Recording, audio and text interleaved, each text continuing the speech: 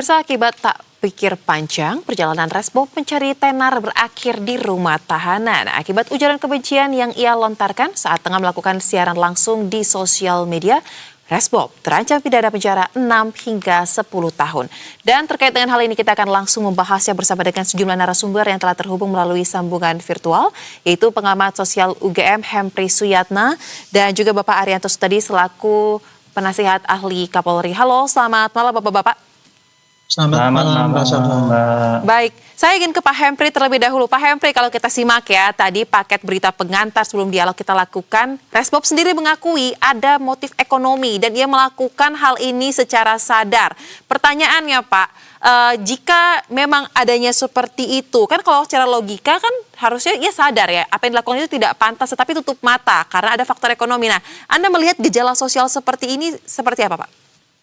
Iya, saya kira itu menjadi hal yang kemudian kita cermati ya, dampak dari kemudian kapitalistik ya, produk-produk kapitalistik, artinya ukuran kesuksesan, ukuran misalnya orang sukses itu diukur dari hal-hal yang sifatnya adalah material. Ya, dalam hal ini adalah misalnya tadi dia bisa mengumpulkan dana, mengumpulkan duit yang banyak dari AdSense, dari iklan, dari YouTube mereka. Ini logika-logika dampak-dampak kapitalisme yang saya kira itu juga akhirnya berdampak pada mentalitas dari sebagian di masyarakat kita, sehingga tadi mereka kemudian melakukan apa aja untuk kemudian mendapatkan motif-motif ekonomi, termasuk saya kira menjadi seorang YouTuber. Ini yang perlu kita lihat ya. Artinya memang ya, dampak-dampak terkait dengan motif ekonomi itu saya kira sangat terasa, sehingga kemudian menurut hemat saya adalah harus ada upaya-upaya yang kemudian menjadi lebih baik, bagaimana kemudian ya YouTuber tidak hanya kemudian melakukan upload atas dasar kemudian motif ekonomi, tapi saya kira persoalan etika, persoalan moralitas, saya kira juga harus menjadi sebuah bagian penting di dalam melakukan upload di YouTube tersebut. Nah itu kira-kira Mbak, dan ini yang saya kira dampak-dampak kapitalisme ini yang saya kira tadi ya, akhirnya menghinggap di semua masyarakat, dan ini juga akhirnya kemudian juga mungkin akan punya dampak bahaya ya terhadap mungkin perkembangan karakter, perkembangan mentalitas, baik dari sisi YouTuber maupun juga dari sisi masyarakat sendiri. Karena tadi, ya karena ukuran sukses selalu diukur dengan hal-hal yang sifatnya itu adalah materialistik, bukan hal-hal yang sifatnya adalah non-materialistik. Baik, memang ini fenomena yang kita lihat nyata ya, sering terjadi karena memang eranya sudah sangat digital dan ini juga menjadi suatu hal yang menarik untuk didalami. Mungkin dari Pak Arianto bisa memberikan perspektif Pak. Ini kan merupakan salah satu hal yang terjadi di ruang digital tetapi ternyata memicu konflik juga di dunia nyatanya. Pertanyaannya Pak, apakah bisa dikatakan terkait dengan apa yang dilakukan Resbob ini sebagai suatu kejahatan digital yang baru dan perlu nggak sih penanganan khusus untuk kasus-kasus seperti ini? Kalau saya melihatnya ya, kasus ini, penanganan kasus Resbob ini merupakan contoh yang baik ya untuk pembelajaran kepada rakyat, pada masyarakat mengenai berlakunya undang-undang baru itu, ketentuan yang di dalam ada ITE itu. Di dalam undang-undang ITE itu kan sudah jelas mengatur tindak-tindak mana yang bisa dikenakan pidana apabila menyalahgunakan penggunaan ITE itu. Nah ini kan masalahnya kan dia menggunakan sarana digital untuk melakukan tindakan yang bertentangan dengan hukum, yaitu yang pasal 27 itu bahwa menimbulkan kebencian berdasarkan sara, dan apalagi ternyata niatnya dia itu membuat itu adalah untuk mendapatkan suatu monetisasi yang banyak, sehingga itu bisa menyasar pada pasal yang berikutnya, yaitu pasal yang 34 itu, yang mengatakan apabila seseorang menyalahgunakan perangkat digital dengan maksud untuk keuntungan dan sehingga menimbulkan kerugian orang lain, itu bisa terkena pasal gitu. Nah jadi akhirnya ya itu dia kena pasal yang berlapis kan. Tapi ini menurut hemat saya ini suatu pembelajaran yang baik supaya YouTuber yang lain itu jangan hanya mengejar itu ya, dia nggak memikirkan akibat daripada perbuatannya itu. Harus sadar juga bahwa perbuatannya itu sudah diatur dalam satu aturan undang-undang ITE itu, bahwa kalau berbuat seperti itu ada ancaman hukumannya. Tapi selama ini ya di dalam praktek itu jarang kan polisi menindaknya tindakan-tindakan para YouTuber yang menimbulkan keonaran tapi karena tidak menarik perhatian banyak sehingga tidak ditindak. Nah kalau ini kan karena keonarannya sangat luas dan kemudian ada orang yang melapor, kemudian polisi bertindak. Saya salut dengan Polda Jabar ya. laporannya tanggal 12, langsung tanggal 15 langsung bisa ditangkap, walaupun dia lari-lari dan kemudian sudah ditetapkan dari tersangka. Itu memberikan kepastian bahwa kayak gitu itu perbuatan bisa ditindak. Nah, tinggal sekarang cepat-cepatlah Polda Jabar itu menyelesaikan masalahnya supaya bisa langsung diproses di pengadilan, sehingga publik akan menjadi tahu bahwa perbuatan yang kayak gitu itu tidak boleh. Baik. Dan berdampak, sehingga dampaknya itu bagus untuk pembinaan masyarakat yang lainnya. Saya kira itu pandangan saya. Terima kasih.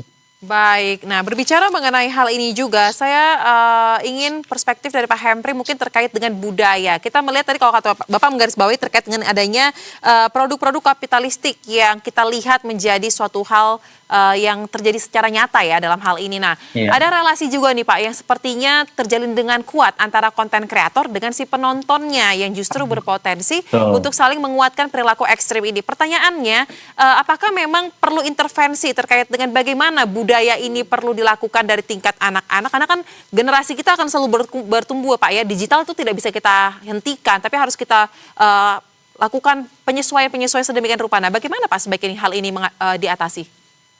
Iya, makasih Mbak. Artinya memang perlu ada langkah-langkah preventif ya, yang saya kira memang kemudian itu menjadi bagian penting yang harus dilakukan oleh mungkin semua lini ya, dalam hal ini baik itu YouTuber maupun juga kemudian dari sisi masyarakat secara umum. Karena selama ini kan isu tadi konteks digital sudah menjadi sebuah bagian keseharian dari masyarakat sejak anak-anak lah. Ini hidup kita bangun tidur, kemudian misalnya mau makan itu kadang-kadang selalu kemudian digital. Nah ini yang saya kira perlu ada upaya-upaya untuk kemudian mendorong literasi digital ya, termasuk saya kira juga culture ya. Karena kalau bicara tentang konteks literasi digital tidak hanya sekedar bagaimana kemudian mendorong masyarakat untuk melek digital, tapi kemudian bagaimana kemudian culture-culture yang kemudian lebih pro kearifan, lebih pro terhadap misalnya norma-norma, nilai-nilai itu yang seharusnya mungkin dijunjung ya di dalam konteks untuk melakukan upload itu. Karena kan sekarang di era di era post truth ya, saya kira kan kebohongan yang diulang-ulang selalu kemudian menjadi kebenaran. Ini yang saya kira harus dilakukan ya, antisipasi itu, sehingga kadang-kadang berita-berita buruk kadang-kadang karena diulang-ulang akhirnya menjadi kebenaran. Sehingga PR saya adalah bagaimana kemudian mendorong misalnya pertama adalah literasi digital, tidak hanya pada konteks YouTubernya ya, karena saya kira YouTuber sudah menjadi sebuah arena-arena peluang kerja bagi masyarakat, tapi harus ada etika-etika tertentu yang memang itu harus diatur. Yang kedua adalah dari sisi masyarakatnya. Kira-kira masyarakatnya itu harus kemudian ada literasi digital untuk kemudian tidak langsung percaya terhadap satu hal, untuk tidak kemudian itu selalu suka terhadap hal-hal yang kemudian sifatnya itu fenomenal atau yang kemudian sesuatu yang kemudian itu ya tadi fenomenal, atau kemudian yang sesuatu yang provokatif yang kadang-kadang mungkin itu tidak normal ya. Dan ini yang saya kira harus di sisi masyarakat juga harus dibudayakan, bahkan sejak anak-anak tentang bagaimana sih kemudian budaya-budaya literasi digital yang memang kemudian dia tetap menonton. Jadi kita harus, dan yang menjadi penting adalah tadi kita harus mendorong para YouTuber untuk menjadi sekedar tidak hanya sekedar tontonan, tapi adalah tuntunan ya, tontonan dan tuntunan yang saya kira harus menjadi hal yang harus dilakukan oleh para YouTuber, dan sisi lain masyarakat juga harus diliterasi soal budaya dan digital tersebut. Baik, nah kalau begitu agar kasus ini tidak terulang, pasti yang diharapkan adalah efek jera yang bisa dilihat oleh semua pihak ya dalam hal ini. Nah, Pak Arianto, kita tahu sampai dengan saat ini Resbob sudah ditetapkan menjadi tersangka. Nah, kira-kira dalam kasus seperti ini kan ada juga pihak-pihak lain yang turut terlibat, ada penonton ataupun ada temannya ya dalam mobil. Ketika kita lihat ya video viralnya ini juga ikut tertawa, bahkan kalau tidak salah kekasih dari Resbob ini juga ikut membantu Resbob dalam pelariannya. Pertanyaannya, mungkin nggak sampai kepada orang-orang yang berada di sekitarnya yang membiarkan aksi tersebut, bahkan membantu ketika ia lagi kabur ya Pak, berpindah-pindah ini, juga akan dilibatkan dalam kasus ini dan ditetapkan sebagai tersangka. Bagaimana sih Pak prosesnya? Kalau saya pikir ya ini sudah ditangkap dan kemudian diproses dalam waktu yang cepat ya, dan kemudian diterapkan pasal-pasal yang betul-betul menggigit gitu ya. Ini sudah bagus sekali untuk pembelajaran pada publik gitu. Tentunya kalau di dalam undang-undang memang kalau orang melindungi orang tersangka segala itu memang ada efeknya, dan mungkin nanti akan disasar. Tapi saya udah salut tuh dengan polisi sekarang sudah mentersangkakan ini dan serius ya, ditahan, dicari kemana-mana langsung udah bisa ditangkap dan proses cepat. Dan Kapolda dengan tegas menjelaskan bahwa ini begini, saya sangat puas karena apa? Biasanya kan polisi kan tidak menjelaskan dengan jelas apa yang terjadi. Ini dijelaskan dengan jelas apa-apa yang dilakukan dan ini pasal yang terkena unsur-unsurnya ini sehingga publik bisa memahami. Karena kalau tidak begitu nanti Polda bisa dikatakan itu kriminalisasi, Bu. Itu biasanya kan kayak gitu. Ini kebebasan berpendapat kemudian ditangkap itu kriminalisasi. Nah, ini pembelajaran ini karena apa? Efeknya besar ya.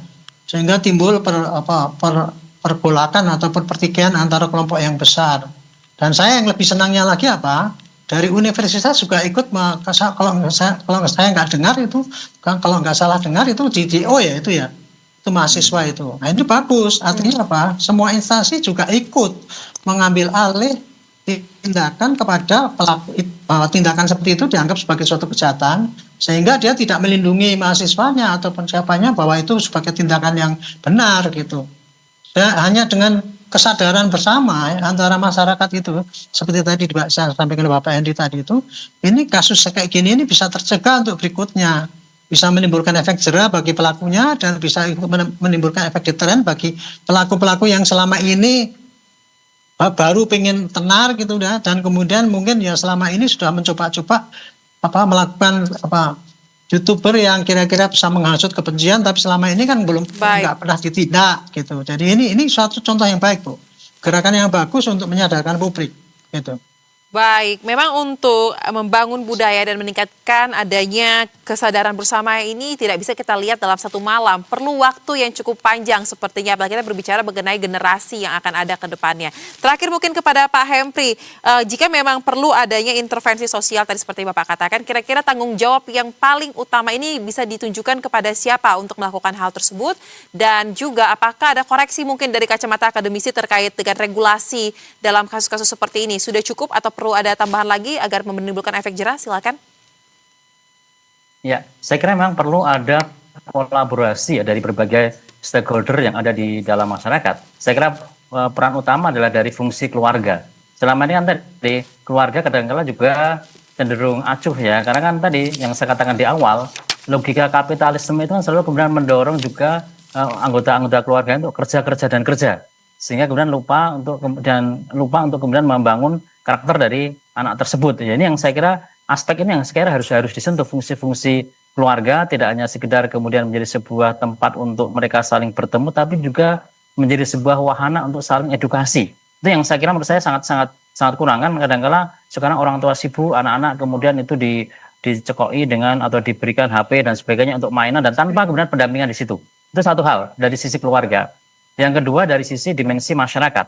Nah, ini kan tadi ya dimensi masyarakat kadang-kadang juga cenderung kemudian menjadi apatis ya terhadap mungkin berbagai persoalan-persoalan sosial yang ada di sekitar. Nah, ini yang hemat saya fungsi-fungsi edukasi di dalam masyarakat juga penting untuk kemudian diberikan peran untuk mendorong bagaimana anak-anak itu punya kesibukan-kesibukan yang tidak hanya soal digital, tapi kira-kira harus ada konteks ruang-ruang kreatif yang itu diberikan oleh anak-anak mereka atau oleh sanak saudara mereka. Ini yang menurut saya kan sekarang kita lihat ya, anak habis misalnya kuliah, habis sekolah kadang-kadang main HP. Ya, karena mungkin kontrol masyarakat menjadi kurang karena fungsi-fungsi interaksi sosial di dalam masyarakat, solidaritas sosial yang saya kira harus kemudian juga ditingkatkan. Yang ketiga saya kira juga dari sisi pemerintah. Jadi pemerintah misalnya bisa membentuk saya kira kurikulum budaya digital itu sejak dini ya, sejak anak-anak TK atau anak usia dini dan kemudian SD dan sebagainya, itu bagian-bagian dari edukasi yang mungkin harus diberikan untuk anak agar kemudian mereka bisa melek digital dan juga punya budaya-budaya yang kemudian itu baik ya. Termasuk saya kira ini ya perlu ada ruang-ruang kreatif lah anak-anak atau anak-anak muda dan sebagainya, sehingga mereka punya kegiatan-kegiatan yang lebih positif ya dibandingkan dengan yang hal yang kemudian cenderung kemudian juga negatif. Termasuk tadi misalnya ketika ada pelatihan-pelatihan digital ya harus ada literasi itu. Saya kira fungsi kolaborasi dari berbagai stakeholder itu akan kemudian menjadi penting untuk mengontrol budaya-budaya digital yang kemudian cenderung negatif ya. Dan tadi ukuran, dan saya kira secara umum harus kita tekankan bahwa ukuran kesuksesan, ukuran kesejahteraan tidak hanya semata-mata soal ekonomi, soal materialistik, tapi saya kira soal non material soal-soal sosial saya kira juga harus Baik. didorong untuk masyarakat. Saya kira itu Mbak dari saya terkait dengan kira-kira apa yang harus dilakukan di depan. Baik, ini merupakan paradigma yang penting, pemahaman yang penting dan harus dicatat oleh semua pihak. Terima kasih Pegabat Sosial Hempri Suyatna dan juga Irjen Pol Purnawirawan Arianto Sutadi telah berbagi pandangan bersama kami di Berita Satu Utama. Salam sehat, selamat kembali beraktivitas. Terima kasih, selamat malam. Selamat malam. Terima kasih Pak.